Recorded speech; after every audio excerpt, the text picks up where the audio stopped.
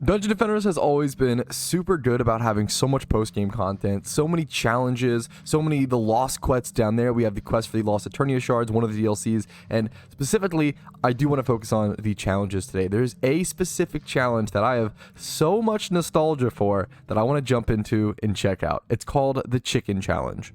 The Chicken Challenge in Dungeon Defenders isn't a very memorable challenge in terms of actually playing it, but the reward is very memorable to me. You get yourself a chicken gun, a gun that shoots chickens. I know, very exciting for a kid on his Xbox 360 playing a dumb little game like this, and I'm honestly still excited to get one today. I'm going to go ahead and grab all the chests on the map, and we'll figure out how we're going to cook this. I'm going to set up a cannonball turret on each side like this, and I'm hoping I don't embarrass myself too hard and maybe take an L on this map. We'll go ahead and put another one over here just for now, and we'll probably end up trying to put a slice and dice in the middle, and we'll grab more chests. We'll go and put the slice and dice here. This should be enough to isolate them off. All right, all chests officially achieved. I'm going to go ahead and probably just I could put a slice and dice in the middle here to deal with that, or actually, that might be the best strat. I'm going to be totally honest. Let's go ahead and... No. Let's do this. Let's put one bowling ball turret here. And then we'll put a bouncer blockade over here. So we'll just have to deal with this middle section manually. The issue is, I think we're going to get turned into a chicken here. So this may be one of the times... Yeah, you heard that correctly. This may be one of the times where it's actually worth... We're going to put this here. So I can put a bowling ball turret behind it in a sec. This is a perfect time to multi-box. So let's go ahead and get that going. I'm going to bring out my Huntress, I guess. I probably want to multi-box with as many characters as possible. Might look a little funky on screen, but I think it's going to be worth it. So apologies if this gets just absolutely crazy. Let's see. I got to remember how I actually function. So F3 does that. Okay, F3 is this. I need to switch this character out. I don't want to be playing on my monk. I haven't really touched my monk yet. We're going to swap this hero over to the barbarian. So we're going to have our barbarian. We have so many things on screen. Our barbarian, our summoner, and our huntress. I'm going to go ahead and just put them all over here. They're not really going to do anything. They're just here to look cool and essentially just tank being the chicken for the most part, from my understanding. The issue is, how do I actually switch back to the other guy? I'm not actually sure. It was F7, F8. Well, that's going to do... What did that do? F8. Oh, F8 put me on, like, a single screen, even though I have... That's kind of actually helpful. That's kind of Giga Brain. I have to just figure out how to actually switch back to this here. I think I have different keys keybound. So I may have given myself a problem here. Since I've changed my ability hotkeys to F1 and F2... I think I'm going to have to not be able to do this, unfortunately. It's really sad to see, but you know what? We had fun while it lasted. What I can do is I can dual box. So what I'll probably do, I'll probably level up my Huntress during this, but I cannot run 4 characters at once. I'm not going to be able to do that, and I guess that's mostly reasonable. So then if I do this, well, not that. That was actually a mistake. One more sec. All right, after sacrificing all of my lives, I had 2 lives left to trying to dual box. We got to restart the level, so I'll save you guys the time.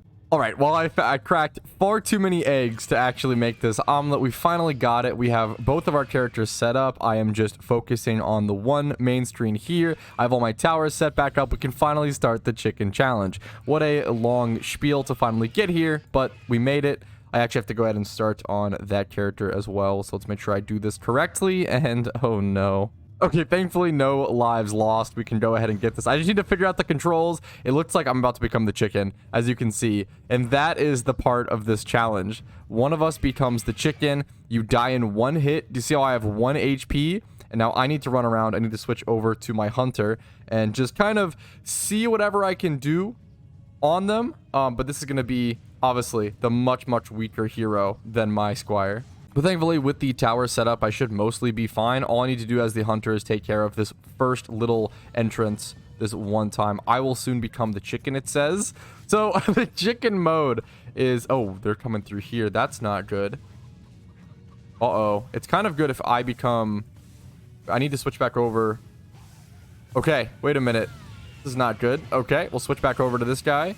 tear things up. I probably still should have attacked actually with him even as the chicken. The chicken died. That's okay. We're going to switch back to the main screen and see how this goes. What happened to where...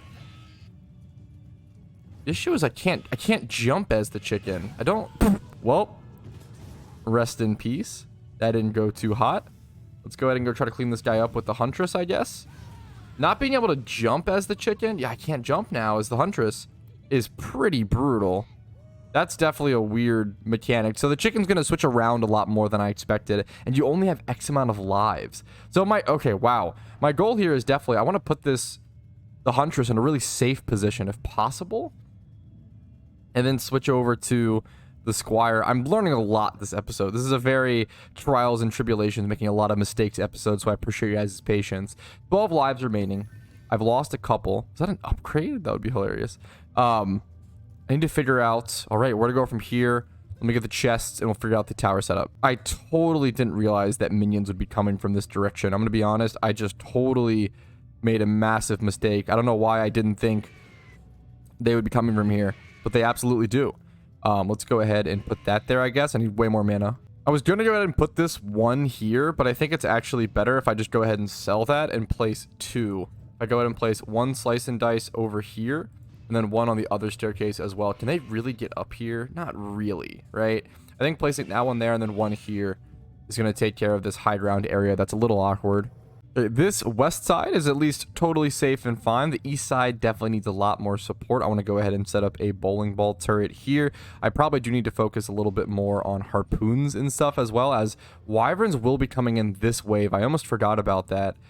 A little scary when I kind of want to put an upgrade on this, but I actually don't know if I can spare the mana for the time being. I think I need to focus my harpoon turrets more than that upgrade and that heal on that bowling ball. If I place my harpoon right here like this, I should be able to get the range should be able to weave into this crystal and also be able to target that one. So hopefully that's enough safety, at least for one wave for the wyverns. But man, once again, not being able to jump, not being able to just do much as the chicken is pretty problematic. Okay, let's switch back over to our Huntress really quick just to ready up, but I'm going to try to stay safe. At least the Huntress. I thought this would be a lot easier. I'm going to be honest. I thought this would be easier dual charactering and multi-boxing like this, because then I don't have to be the chicken at all times.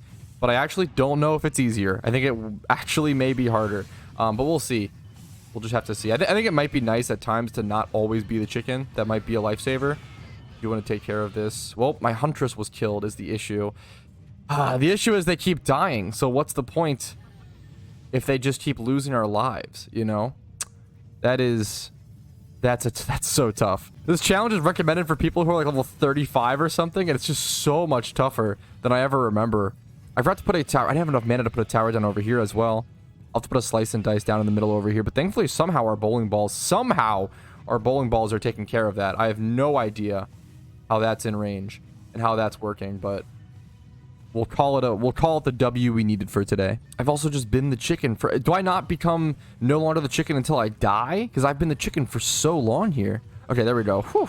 Now I could finally have the mana to afford an upgrade here on this bowling ball turret, which feels nice. It feels stressful to have it so beaten down. All right, the amount of extra mana that I have should make this wave way easier. We can put a harpoon there as well as a harpoon on that side to help take care of the wyverns. This wave should be a lot easier.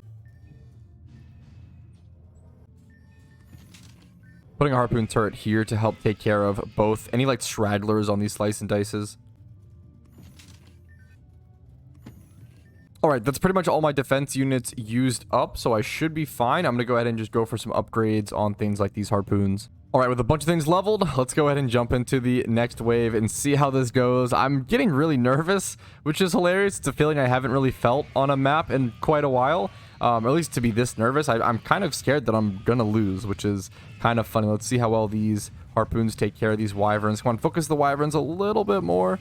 There we go. Once they get closer, they get focused more. There we go. We'll take it. We're at wave 6 out of 8. It really shouldn't be too difficult. I just don't want to waste too many lives. I really do need to be careful walking around as my Squire. Is my thing under attack? It sounded like the Eternity Crystal was under attack, but it was not, thankfully.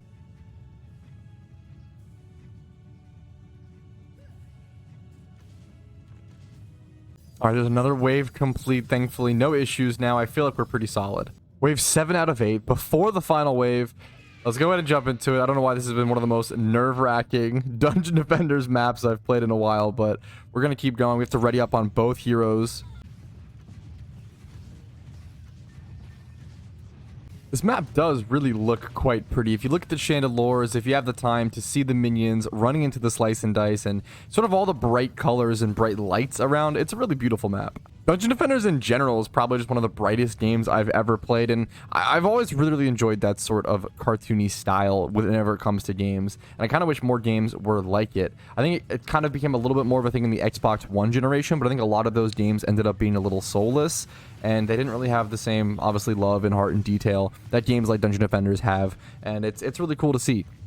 I've always loved this brighter, cartoony style. I think games like this last and age really well as well, and last a lot longer than going for any sort of realism. Stylized graphics are just something I've always been a huge fan of. Only one enemy left on this wave. We should be pretty safe. It seems like one shaman down in this direction. He's taken care of, easy peasy. On to the final wave, 11 lives left. I honestly don't think we're gonna have any issues. Nothing's been damaged. This has been so much easier. I'm gonna go ahead and just ready up.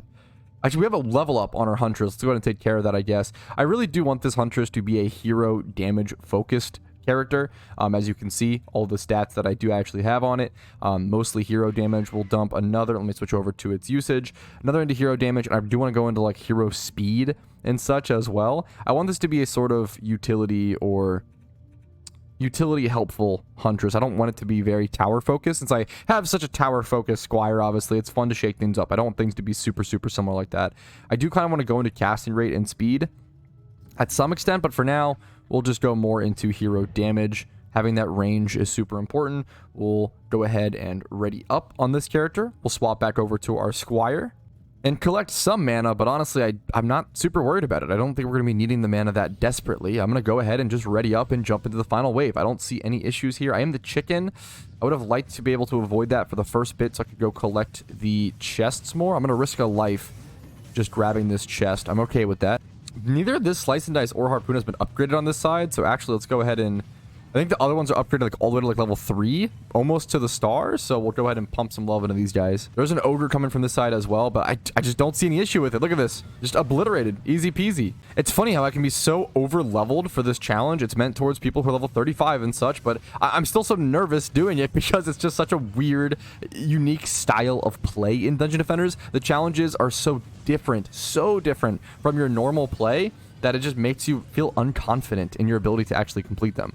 I'm generally a very slow learner when it comes to being totally honest, and I think that it's really important to understand that a lot of the maps I've been doing so far are maps that I've done many times, hundreds of times, yeah, throughout my years, and I was just sort of re-experiencing them and replaying them. A lot of stuff from here on out may be stuff that I'm not super familiar with. A lot of the DLCs, anything past Lost Eternia Shards Part 1, Part 2 and beyond, a lot of the challenges, a lot of stuff is going to be first attempts for me, and that leaves me feeling wildly nervous to experience those with you guys for the first time, wildly nervous to make mistakes, but also really excited because I finally get to play like this game in a lot more depth than I've always been able to. We're going to go ahead and finish up the chicken challenge here. 720 out of 722. There we go. Show us the chicken gun. That's what I'm looking for. It's what I want to see. Achievement: complete chicken on at least medium difficulty. That's awesome. There we go. I want to see the chicken gun reward. I want to see the weapon reward. I'm pretty sure you get it for just doing medium difficulty. Maybe you have to beat something. Maybe hopefully we got it. I'm going to check the item box and see if I can find it. Yes, there it is. Look how huge it is. This is why I wanted it. The incubator. Oh man, it's so massive. Can we even equip it on our... You know what? Let's go ahead and collapse everything. And I'm just going to switch heroes over to the Huntress. We're going to try to grab the incubator and equip it. Item box. Over in 3. Level 34 for... We need level 34 for either. We're going to have to do some leveling on our Huntress, which honestly is only fair and only makes sense. And I'm excited to level some alt heroes, some alt accounts, alt characters, alternative accounts and characters on this playthrough and series. Let's go grab some upgrades for a Huntress while they're around on the map. A main upgrade that I'm looking for is honestly just a better gun. A huge part of my Huntress is based around its damage itself and not its towers, and I don't really have a good weapon to actually enable that kind of playstyle, unfortunately. So definitely looking for those gun upgrades are going to be super crucial. Let's go grab this final chest and move on to a different little map. I didn't expect this episode to become such a Huntress-centric episode. We're going to return to the tavern and go do another map and get some XP on it. So I'm looking for some XP on my level 12 Huntress. What's the best way to achieve this? I really don't know, but I'm going to try insane difficulty deeper well. And my plan is to set up towers with my Squire and then actually just clean whatever I can up with my Huntress and try to gain the most XP on it. Now, the issue is I don't know if I actually gain the XP. If my Squire's towers kill the monsters, I don't think my Huntress gets the XP. I think she's only going to get the XP if she actually kills them. So my goal is to set the towers back really farther than I normally would. So we're going to set them up like really close to the crystal on this map, and then just hope that my Huntress can kill one or two of them before they actually get to the crystal. This might be a really stupid strategy, but it seems kind of fun, so I want to give it a try. For example, I'm going to go ahead and just place a slice and dice right here. That is going to both hit this staircase as well as hit some of this angle. What is my guy? Oh, there's training dummies back here. I was like, what is my dragon even focusing on? I had no idea there's training dummies on the Deeper Well map. That's crazy. Wow. Well, you learn something new every day. Let's go ahead and put that there. The issue is we don't have a defense for this side, but it should hopefully be fine. I'm going to go ahead and just swap heroes over onto the Huntress. Let's go ahead and start this wave and see what I can do. You guys will see full footage of this for a second because I just want to see how much damage. 100 damage per. This is doable. It's going to take a while. I have to watch this left side way more since obviously the right side is taken care of once they actually get to the crystal. But this left side, this is Huntress duty. How much XP do I get for killing one of those? I didn't even check. Do I get XP for picking up? Wait a minute. For picking up mana? No. Okay. Just for killing the guy. That's what I thought, but it seems like I gained XP there. I never usually watch my XP bar as closely as this, but I'm going to try to here. 38,913. You gain XP per damage you do per hit? I'm gaining XP, or did I actually just gain the XP from killing those guys with the Squire Tower? Do I gain a small portion of it maybe? I'm getting weird amounts of XP that's hard for me to just track is why I'm so confused I feel like here, but there we go. Let's go ahead and switch back over to our Squire to actually build the towers once again. We'll drop the mana. Let's see if I remember how to do this. Is there a quick button for this? Boo. I'm just not going to worry about dropping the mana. We're going to go ahead and switch over to the Squire and just grab whatever mana we can while picking up the chest and building another slice and dice on that left side now. Let's see if I gain any mana on my Squire, or XP, excuse me. I'm actually pretty close to a level up on him. Let's see if I can gain any XP on him while not being actually on the map. So we're at 1.2099. I'm going to try to remember that. I'm going to place this slice and dice here, similar to the other one, and then I might have a little bit of extra mana. Oh, I need to switch. I forgot we're on insane. Oh, I need to switch now. I forgot we're on insane difficulty, which actually has a timer. Oh, we're going to lose so much mana, which actually has a timer on your build phase. That's a huge difference I'll have to be aware of. Let's see what mobs I can kill here. Not terrible. Okay, well, never mind. Now terrible aim.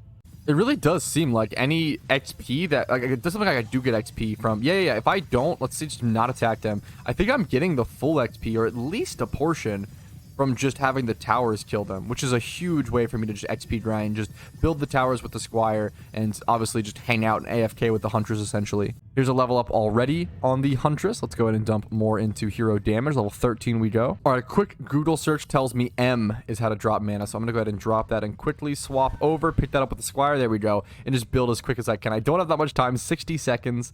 I'm going to grab these chests and try to get a move on.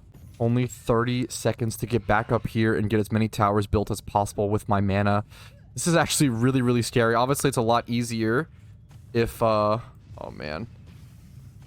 I'm going to get 2 harpoons down. It's so much easier if the hero you're using in combat is the same hero you want to actually build the memes on, but it's way more complicated if you need to switch heroes really quickly. Can I set up another slice and dice over here, or is this too risky? Time-wise, I think I'm fine. I have to be really fast here, though. Swap hero. Whew, okay. Oh, we made it. Not very, a little close, but we're fine. And we're nice and bunkered down over here, which is kind of comfy. That wave literally ended so fast. I see no reason to even do anything here. I think I just insta-ready up. I don't need any... I guess I can check the chest for upgrades for my Huntress. That's all I need to do here. But there's no building, like no upgrades to really be done here. I want this... Oh, it's level 14. I'm not quite strong enough for it. That's okay. I'm not worried about that. We'll go ahead and continue on. Some possible upgrades. Usually when I check, though, they're not actual upgrades. 7 hero speed is actually pretty good here. And what's this one? It's a huge minus on defenses. I don't really care for that. Let's go ahead and just continue to get these chests. Next wave we go. 4 out of 5. Let's jump into it and see how difficult it is. It seems pretty fine from my perspective. I can even do some upgrades, actually, up to level 2. The animation for the Huntress upgrade is interestingly different from the Squire. Look at that.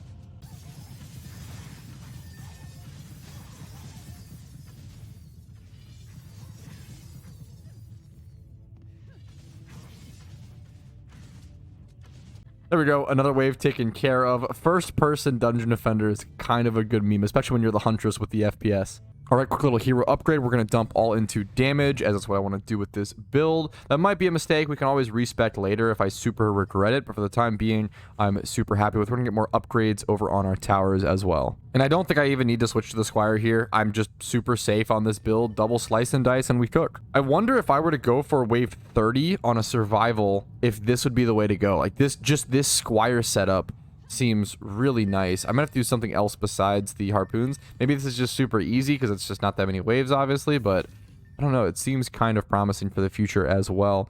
Not really any upgrade. Let's see. We're gonna have so many possible upgrades that aren't actually upgrades for what I care about.